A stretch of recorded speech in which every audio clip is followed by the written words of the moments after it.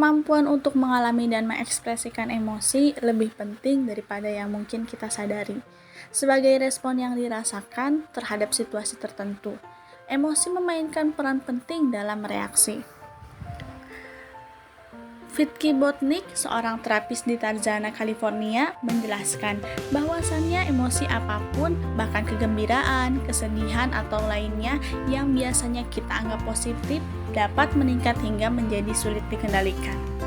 Berikut adalah beberapa petunjuk untuk kita mengendalikan emosi. Yang pertama, lihatlah dampak dari emosi yang kita keluarkan. Emosi yang intens tidak semuanya buruk. Emosi membuat kita menarik, unik, dan bersemangat, menurut Botnik.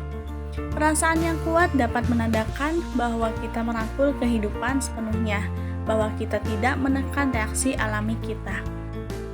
Yang kedua, bertujuan untuk regulasi, bukan represi. Kita tidak dapat mengontrol emosi dengan deal.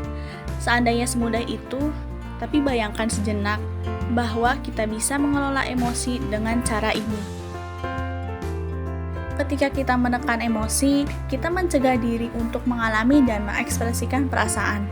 Hal ini dapat terjadi secara sadar, disebut supresi, atau tidak sadar, disebut dengan represi. Keduanya dapat berkontribusi pada gejala kesehatan mental dan fisik, termasuk menyebabkan kecemasan, depresi, masalah tidur, ketegangan otot dan nyeri, kesulitan mengelola stres, dan penyalahgunaan zat. Ketiga, identifikasi apa yang kita rasakan. Meluangkan waktu sejenak untuk memeriksa diri sendiri tentang suasana hati yang dapat membantu kita untuk mendapatkan kembali kendali.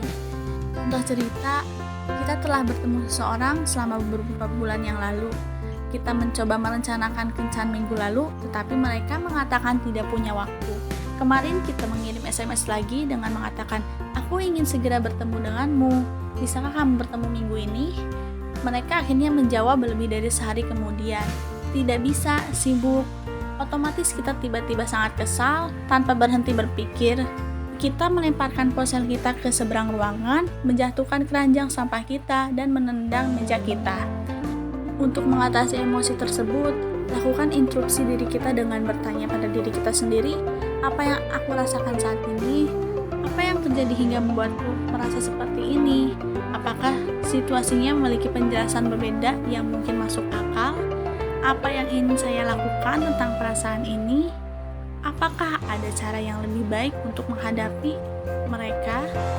Nah, dengan pertimbangan kemungkinan alternatif, kita membikai ulang pemikiran kita.